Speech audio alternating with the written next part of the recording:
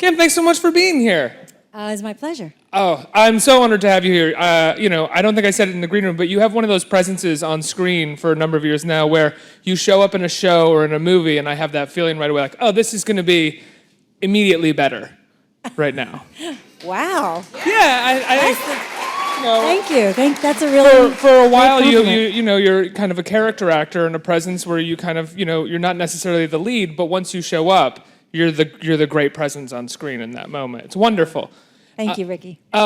This is not your first leading role on a show, but Treme was kind of a sprawling ensemble in terms of a leading role. Yeah. That's Does this right. feel like a bigger challenge, not just because it's a leading role, but also because it's part of this franchise? Well, yeah, it is. It's a lot more work. Like you said, on Treme, I was a regular, but there were a lot of us, a lot of stories, so I had a lot more days off than I do now. But it's been really, really fun. It's been a lot of work, a lot of scenes, day in and day out, and I have a great cast and crew, and we just put our heads down and went for it. And there's a lot of action. It's been super fun. Are you moving fast throughout the day when you're shooting scenes for a show like this? Yeah. It's not a lot of waiting around. There's a lot to do. Yeah. So it's been really stimulating. Like every day was, I know for Cliff Curtis and myself, we were like, wow, this is a lot of work. This is exhausting. But every day we were so excited to go back because the material was so fun, Did you know it was going to be like that? Did you sort of, when you were weighing whether or not you were going to do the project, did you ask friends of yours or anything who'd had parts like that on a television show before? What the process was like, what the work ethic had to be? I did talk to a few friends because I was nervous about it because I had not really been one of the main leads of a show and had to carry so much, and so I was a little nervous about that, but I can do it. I did it. Thank you. You do it. I mean, is it?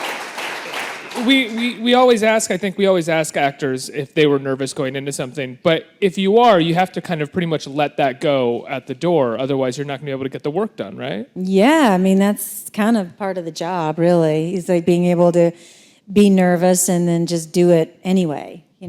That perseverance. But in this case, the fan base for The Walking Dead, the original series, is so phenomenal and so impressive and such a passionate group, that it was hard to forget that their eyes were on us too. So you sort of we went into it thinking, wow, well, I hope we get this right for them. But then you just kind of forget about it. You just put your head down and tackle it one scene at a time, and we all feel really proud of it. So you should. It's we'll great. It's did you see it? Yeah, I did see it. It's fantastic. Your character is kind of a tough mother. She's really smart, and she sort of seems to believe a little bit in tough love, which seems like it might be her saving grace moving forward. Is that something that you related to? Tough love? Yeah. Yeah, why not? Yeah, sure. Whatever. It's a show. Yeah. Yeah. That's what I was supposed to do. Yeah. No, I mean it played really honestly for me. I think as she was a single mother for a while, my character, and raising two teenagers alone, and one of the teenagers was young adults. Really, one of the teenagers has a problem with drugs. So way that goes, that's not always a pretty picture at home. It can really wreak havoc on a family and be really painful for people and really scary on a daily basis. So, at some points, I think in those families and in those moments, the gloves come off. Mm-hmm. How did you get this role? How was this brought to you? Was this pitched to you for you to star in? Did you have to audition? Do you still audition? Yes, I auditioned. Really? For like 99.9% of the things. I'm always still blown away by that when I talk to an actor like you who has such a body of work. It's kind of like, it seems like the producer or the showrunner of a show or a movie, a filmmaker in a movie could just be like, yeah, I can look at all of this work that she's done. I know what they can do. Yeah, but there's usually a lot more people than, say, one visionary who get to make the decisions. Mm-hmm. So it has to be run by a lot of people. I mean, I've been offered some things. I'm so grateful for those, but I don't mind auditioning. I don't. And in this case, I was given the opportunity to audition for it. Mm-hmm. Did you have to audition for Gone Girl? I read somewhere that Fincher... Oh, yeah. You did? I read that Fincher contacted you and wanted you to do it. What? Well, that's not true. No, I'd never met David Fincher before, and I'd been cast by his casting director and other things, and Lorraine Mayfield and Julie Schubert, they brought me in for Gone Girl. It was like an 18-page audition. An 18-page audition? Yeah, that's a lot of pages. I mean, if you got like 9 or 10 pages for an audition, you would think that's a lot, to prepare and memorize and break it down. And is that just a test on his part? Like, let's see if they'll do all of the work. Well, it was a big part. Yeah. You know what I mean? He could have had me do the whole script. I mean, it was a lot, but I just fell in love with the material when I hadn't read the novel or anything, and I just read those pages and I fell in love with the character right away. So I went for it. Lucky for me. Did you fall in love with this character for Fear the Walking Dead? I did. She's very, right on the page, she was very relatable, completely flawed, strong, has come from a tough background and been very adaptable to the challenges in her life, and I liked that about her. I liked that she was really real and pragmatic. And, there were those real moments of tough love, and we got to examine this, my character and her new love, sort of bringing their families together. I thought that was a very interesting, dynamic and dramas to play out. And then you get to see this sort of fierce warrior come out of her. So when that fierce warrior comes out of her, do you sort of hinge yourself or grab onto the reality of this character that you relate to because you're in the midst of a plane inside of a zombie apocalypse? Yeah, you just pretend. You do. I mean, you immerse yourself in the character, you immerse yourself in the story, and, Are you a makes zombie? it happen. Are you a zombie movie fan? I wasn't, no. I had seen some, but I didn't get into the horror genre because I usually would have nightmares. Did you have any nightmares after shoots? I did have a few nightmares in the beginning. Can I That ask? sounds lame, right? No, not at all. Can I ask what that consisted of? They weren't like specific, they weren't specific, Just sort scenes of weird from work. They were weird apocalyptic things that my subconscious was trying to work some stuff out. Like, what's happening? But because I don't usually have nightmares and even remember my dreams that much. Is that a weird thing? I mean, you're doing a show about the zombie apocalypse, and it's a serious show, and everyone's doing a very great, serious job, but the idea itself can seem somewhat silly, yet it has an effect on you like that. Have you done dramatic roles that have not had any kind of effect on you, or have had... Oh, yeah. I can leave it at work, usually. But not the zombie apocalypse. It went home with me. Did you wake up and you're like, oh, apocalypse, zombies? When I'm in traffic now in LA and I see somebody getting, irate, I think, oh, it could get so worse for you. Just relax. Your flesh is not being torn off by the undead. Exactly. You're okay. Exactly. You have an incredible body of work in movies, but specifically in TV right now. Go ahead. Is that Go on. Is that an innuendo? I didn't mean it that way. You paused. Oh, did I? Oh. You do really cool TV shows, Kim. There's Friday Night Lights, right? Friday Night Lights, an incredible show that you were part of. Deadwood, which I consider to be one of the great TV shows of all time. Are you picky about the TV that you do, or did these just happen to come to you?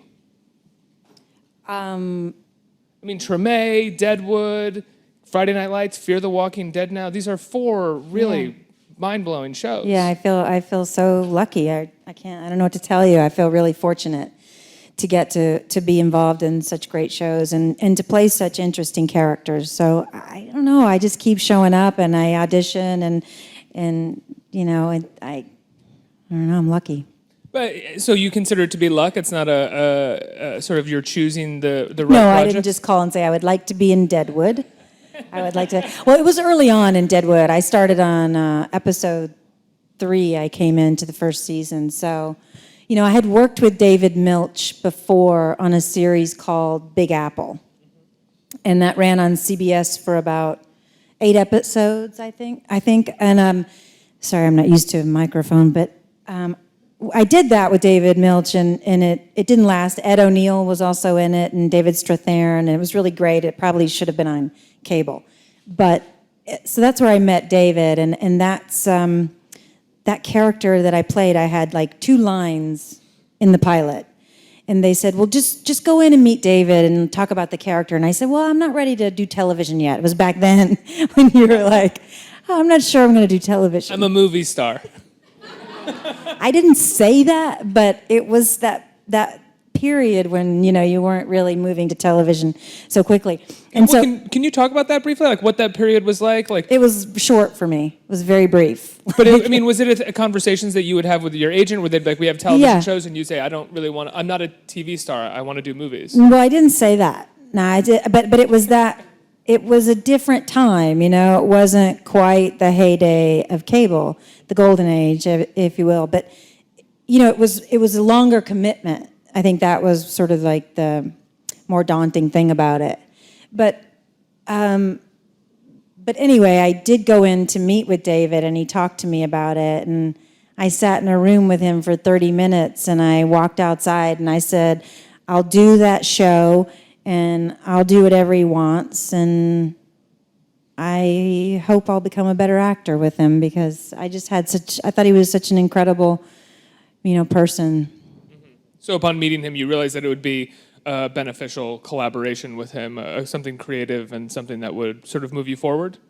Well, like I said, the role had like literally one or 2 lines in the pilot, and I just talking to him, he's just such a, creative, artistic genius, and so full of heart and soul and story. And I thought, I'm an actor, that's what I want to do. I want to do what he's talking about. That's why I want to do it. When you guys were making Deadwood, how often did you feel like, I can't believe we're getting away with this? I watched that show. When I look back on that show, it is so beautifully filmed. The sets are incredible. And then it is also so dense and dialogue heavy and poetic. And it's like, nothing like that has been on television since. And I don't think it could. Yeah, I think at the time we knew we were in something special. Again, that's like one of the reasons you want to be an actor for jobs like that. Just an amazing Western, a period piece so full of rich stories and characters, but we were really in the trenches then. We worked really hard on that, and we didn't have full scripts. I think past the 3rd episode of the first season, we didn't have full scripts. We had pages sort of on a daily basis. But David Milch and his writing staff, they were on the set. We were all at Melody Ranch together, and just sort of he was there for all the rehearsals, and it all came out organically by being with the actors and working with the actors and sort of figuring out their strengths and what they would be really great to play at? Just coming up with story ideas, even, He knew the actors he had. He knew the players, but just coming up with the story. He likes to be in that creative space with everybody. And I think that show, has like a real magic to it, and I don't know why, but I think because we didn't have full scripts, and it was sort of that beginning of creative freedom. He just had the artistic license, to do things, and he allowed that to his department heads, and like Janie Bryant did the most amazing costumes, and she was just given freedom to create that, and Maria Queso, our production designer, just phenomenal work that was sort of just like let the artist go. It's one of those situations where you get to, like you said, just kind of look around and see everybody doing their best and working at their best freely. Yes. Back to Fear the Walking Dead. You're not that much of a horror person, you said. You're not very into gore. But how gory do you have to get in some of these shoots? How many heads are you smashing and zombies are you destroying? I can't answer that. I think in the trailer we see you smash someone with a fire extinguisher, maybe, in the trailer that's been released. Maybe.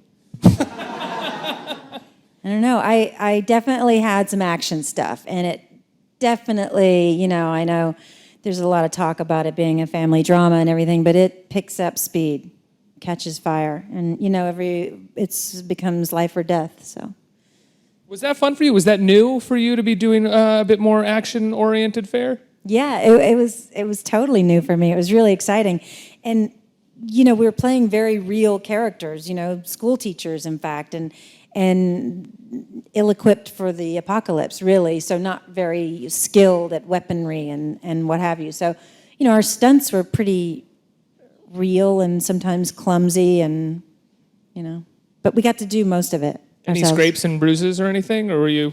A couple of bruises. I'm not crying about it. Nothing you It was fun. you couldn't handle. Nothing I couldn't handle, Ricky. No, it was really fun. I got so into it that I would get a little bit bummed if I just had a dialogue scene.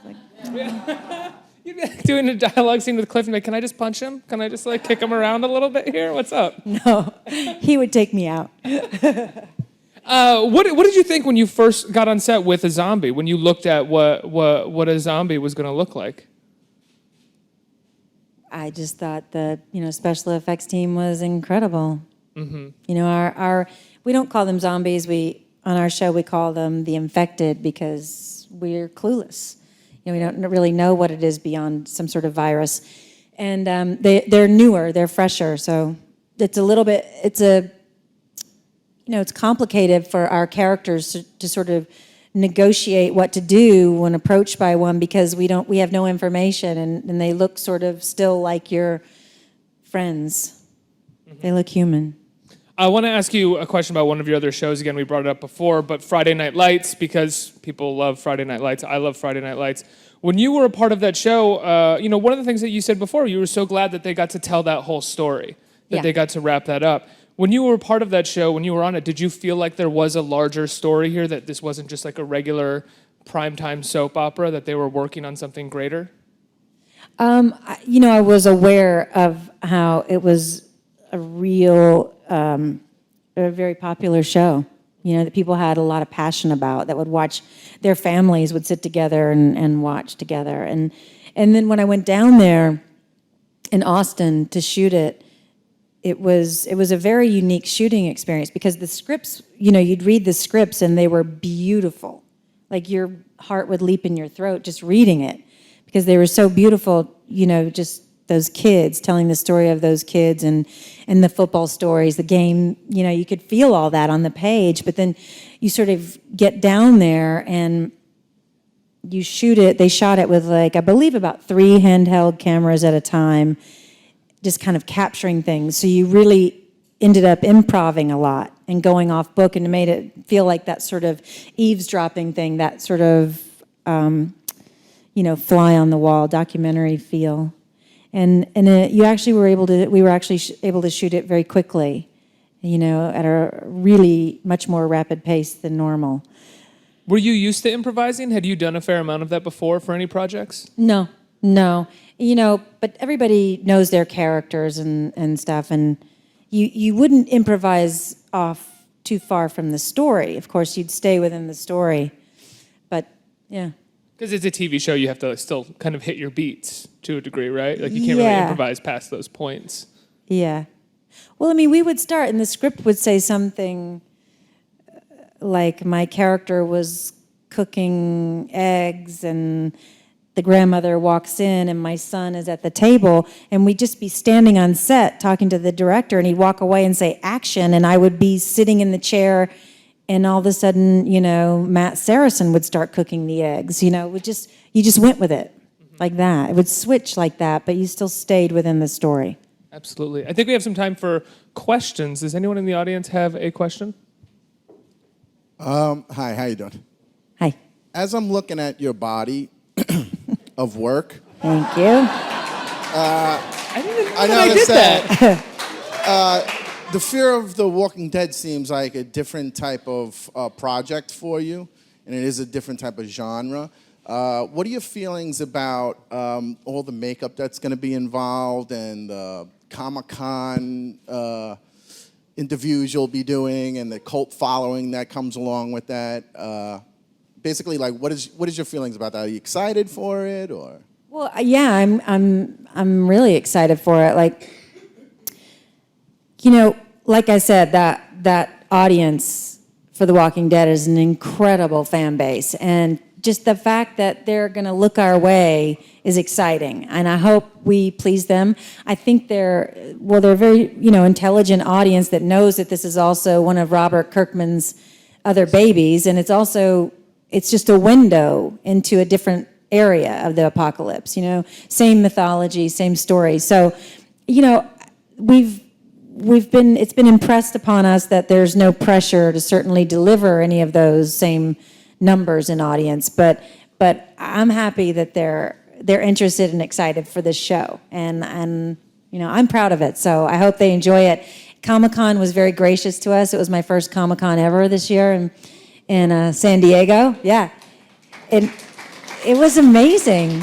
The fans are so sweet. They're just, you don't really get to have that interaction really, when you're on television or film. That give back, and it's sort of fun to relate in that way. Were people dressed as zombies for you? I think, yeah, I saw a few. Yeah. Do we have another question right here? Hi, I'm Mitch. No body of work jokes, Hi. please. I feel bad about that. Not from me, don't worry about it. Just between us, since you started filming this show, and of course, which is completely fiction, do you find yourself buying any extra supplies just to have at home, just in case you're holed up there for a month or a year? Well, between us, I haven't. I haven't. And I live in Los Angeles most of the time right now, and I have earthquake kits at home, but I'm pretty sure they're expired even, because they expire, the batteries and the water and the food, so I need to check up on that. Yeah, good idea. Next question. Right here in the front. Hi, how are you? I'm good. Big fan of you and The Walking Dead. Oh my God, wow. that's amazing. Thank you. That's so cool. It's my Walking Dead Wow. dress, everyone. Thank you. Yeah. Well, I have two Wow. questions. First being, what's been your experience working with Netflix with House of Cards versus working with AMC and a regular traditional network with The Fear of the Walking Dead? And then my secondary question is, have you met any of the actual original cast of Walking Dead? And if you have, who is your favorite? And who do you look forward to working with the most? If you do a crossover. That was a 5-part That's question. a lot of questions. But I will allow it because of that dress. What is the difference between the streaming network, Netflix, and AMC cable? I don't notice a difference from my point of view as an actor. We, at Netflix, they shot 2 episodes at a time, so it's sort of shot like a film.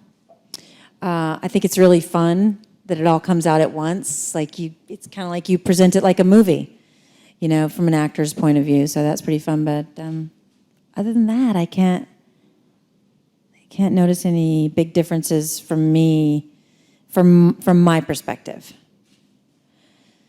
What were the other ones? As far as, have you met any of the original show cast, and who are you looking forward to meeting if you haven't? Yes, we AMC hosted a dinner for us at Comic-Con the first night we were there, and we brought all the cast together, and they just ran up to us, and they were so supportive, and they were just cheering us on. Like, they were very excited for us. And, they just told us a bunch of stories, and it was really fun. They were super sweet and open-hearted to us. So we all got crushes on all of them. And Norman, so cute. Yeah, but we loved it. We loved Sheriff Grimes, too.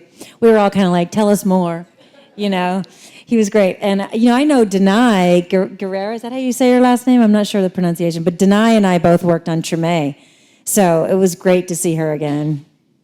She's awesome.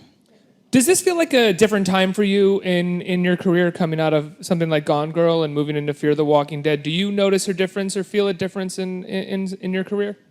I only notice it because I do more of this stuff, the press. Before it was not really, necessary for me. I was part of an ensemble, and I would kind of do things in a group every so often. But that's the difference for me, that I notice. It's but it's just representing the show.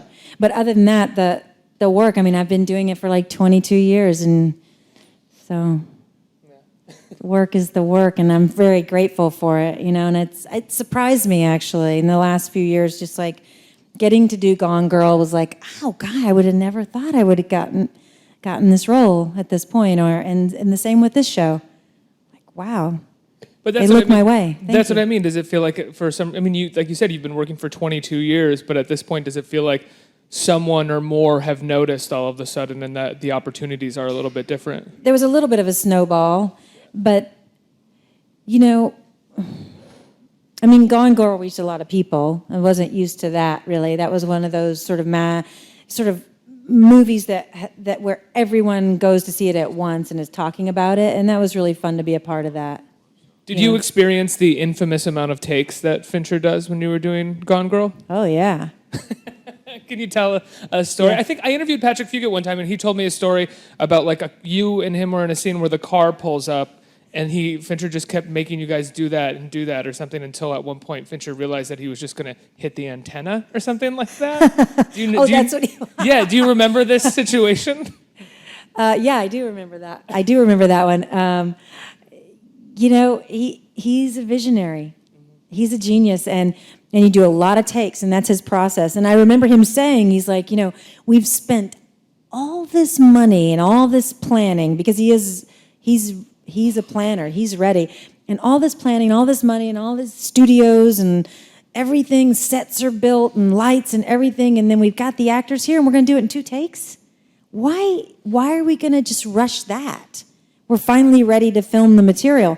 And so we spent a few weeks rehearsing with everyone and with Gillian Flynn, and then you do takes, and he would nuance so many things. David Fincher would in performance, but it was never like, you were always kind of throwing down the middle. It was never like, oh, let's try it this way, or let's try it this way, your character. No, everybody was sort of zeroed in. But he would also tweak, lighting or camera movement or things like that. And for me, I'm an actor. I like to go and do it, especially when you're with somebody at the helm like that is such a visionary. And he creates a frame. It's not just about actors or dialogue. The image should tell a story and draw you in. And he paints a portrait with every frame, really. It's just great to be a part of that art, Absolutely. And that scene I remember, am I talking too much? No, not at all. I was going to agree with you about the frame, Fincher's frame, and he creates sort of iconic portrait of his actors and those characters. And like, as an actor, you must be sitting there, and he might be doing these subtle nuances or differences, and you might be like, well, why do I have to raise my eyebrow 3 times or something? It's like, No, then don't you see it on raise your film, eyebrows. and don't rate. Not with Fincher. No. Wait, he why likes not? it That was just stripped down. a banal example. He likes it. He doesn't like eyebrows to move. So you do remember? No, he's such a,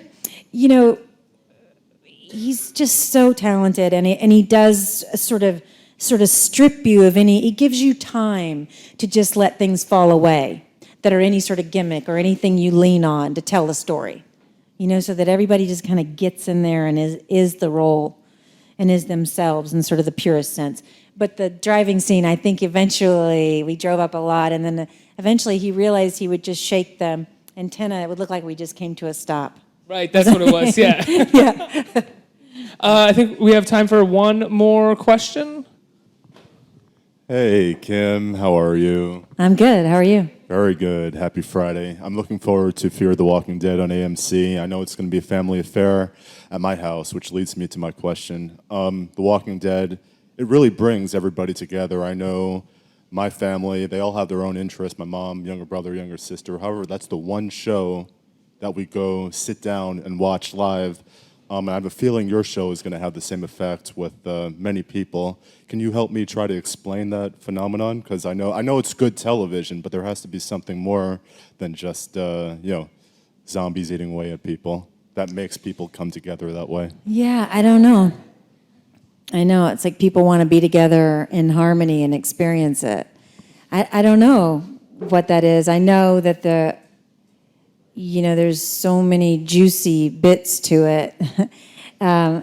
That I think that sort of universal theme of of survival and sort of the reinvention of humans, like who do I become in these moments? I think those are really compelling questions that really resonate for people, because I think some of our core fears are, what if I can't protect myself?